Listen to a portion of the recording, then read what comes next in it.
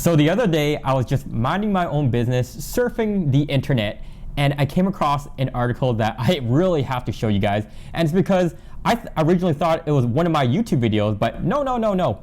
It's actually a Narcity article, and this title is called 6 Reasons Why You Couldn't Pay Me to Live in Toronto, and sorry, not sorry. When I made my video, or my YouTube video, it was just titled 6 Reasons Why You Shouldn't Move to Toronto, but this one had to add in stuff like sorry, not sorry, why you could not pay me to go to Toronto. So let's see, it seems like this person's the one person I've met so far who's even more infuriated about the city than I am. So as a Toronto person who has been living in the city for like well over a decade, I feel it's my responsibility to react to this article with you guys. I will determine with you guys how legitimate this article is, and let's see if there's any thing that I can relate to. So if you enjoyed what you're hearing, give this video a good old smash, and now let's begin. It's no secret that Toronto gets all the hype in Canada, and people there usually think their home is the center of everything. But after growing up on the East Coast and living in Ontario for a bit, moving to Vancouver, the 6th greatest rival, I agree, was like a breath of fresh air. I used to think my aversion to living in Toronto was because I'm not a huge big city gal, but living in Vancouver proved that theory wrong. So I sat down, determined to figure out why the heck I disliked Toronto, and I didn't come up empty-handed, to say the least. You know, reading that last sentence, I kind of just think she should just make a YouTube video, because this is exactly the thought process that I go through. When I'm making a YouTube video, I think to myself like, how do I channel my inner my inner hate? Her number one reason why you couldn't pay her to move to Toronto is it's overwhelming and too fast-paced. And that, I agree.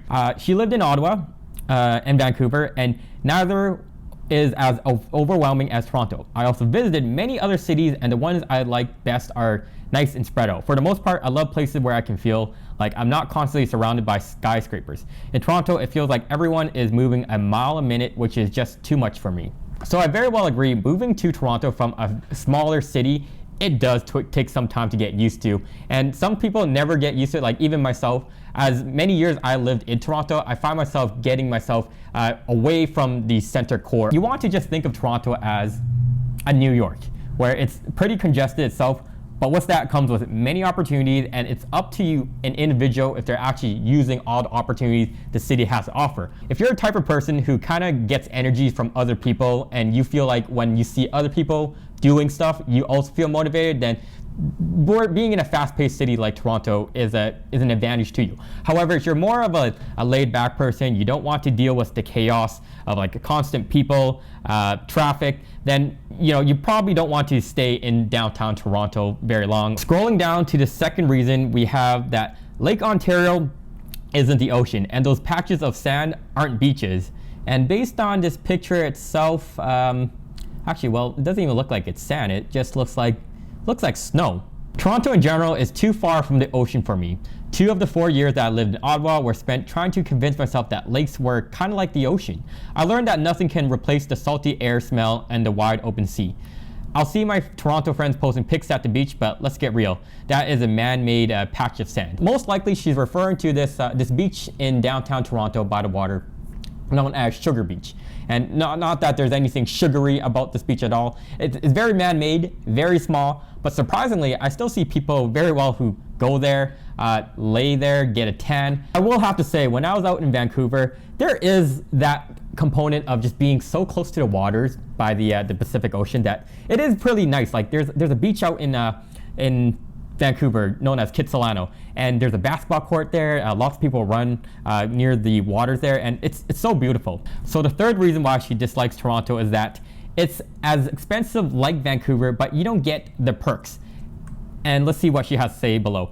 Toronto is more expensive than Vancouver, and here you get the ocean, warm weather, mountain, beaches, and so much more at your fingertips. I'm having a hard time coming up with one thing Toronto has that my home doesn't. I'm trying to think of one thing that Toronto has that Vancouver doesn't, and the only, it's kind of immature, but the only thing that comes to my mind is Wonderland. Everything I've been looking at between the two cities, I would say overall for housing, Vancouver still has the slight edge. You can go on rental.ca, even on a rental basis. Vancouver still has higher housing affordability out in that city in comparison to Toronto.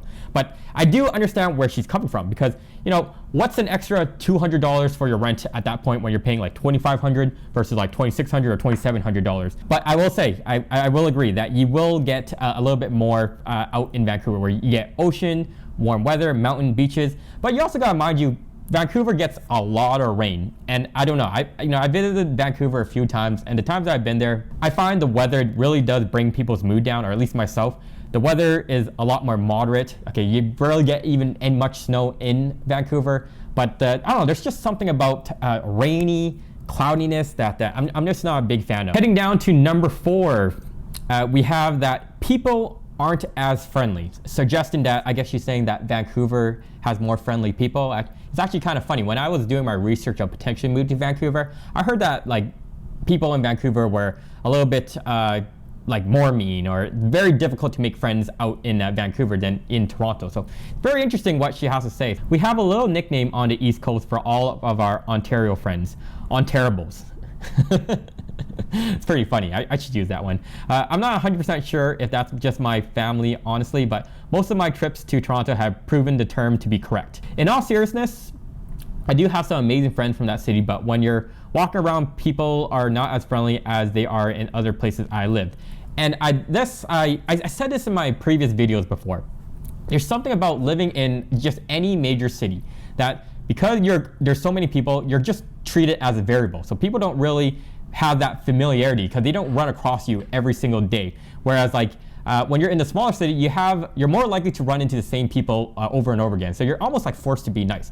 In a city like Toronto, I will say it's easier in the sense of to make friends in Toronto, because when everyone that lives in Toronto, oftentimes not a lot of people were born and raised in Toronto. A lot of people move into the city. So the people who move into the city are like interested in making new relationships. Versus when you're in the smaller cities, I find your tendency is to stick with your friend group that you've been friends with since like middle school. I do understand where she's coming from, that people aren't as friendly, that there's something about long commutes, traffic that really makes people upset. Like if you're going to work already for 8 hours and you're gonna have to commute, you're gonna be a little bit more like tensed up when you're on that subway ride, or when you're on the car, versus in comparison when you're like, you finish your job and you're like a 10-minute drive home. Heading down to the 5th reason is that Toronto, it has zero character. And I'm really curious what they mean by this one. So she says, I love going to cities like Montreal, where it's just brimming with character. The glass buildings of Toronto just don't cut it for me. To be fair, downtown Vancouver isn't much better. When I visited Montreal, I will say that there is like a little more character to it, right? You notice that the architecture in Montreal does look a lot nicer, at least in terms of, I guess it's subjective, but I will agree. When I was out in Montreal, there is a little more characteristics to like the building type, how it's built, versus in comparison to like Toronto and Vancouver, it's just like sky-rise building, like sky-high condo buildings, all glass, right? It gets kind of like bleh. Scrolling down to the final reason, we have nature. Where are you at? And in this picture, it's by Union Station. I get that I'm biased living in Vancouver now, surrounded by incredible nature, but seriously, Toronto is bleak. There might be a few parks here and there, but nothing to truly make you feel like you can escape this city feel. Yeah, I guess she's a little bit biased, like living in Vancouver. Like Vancouver is like one of those like magical cities itself, where you're like in a big city and you have like mountains. At least to my understanding of cities like Calgary and Vancouver, there almost exists this culture of going hiking, doing more outdoor activities after work. So say it's a Friday or a long weekend, that a lot of people head over to do the nature aspects of life. And that does not exist in Toronto, like at least not my friend group. A lot of time people are just like staying in the city, going out to eat. Not that you can't go do outdoor activities or do hikes, but they're a lot further out from the city of Toronto. You're looking at like at least an hour and a half away to get any sort of nature. When I was at least out in Calgary, 1 hour away, and you're like, bam, like totally like out of the city, and you get to see like real nature, if that makes sense. So there you guys have it. This is Narcity's 6 reasons why you couldn't pay me to live in Toronto. Sorry, not sorry. Still don't know why there was that sorry, not sorry part necessary, but I really hope you guys enjoyed this video. And if you like me making videos reacting to articles like this, let me know in the comment section down below. Hit that subscribe button, and I guess I'll see you guys all in the next one. Peace.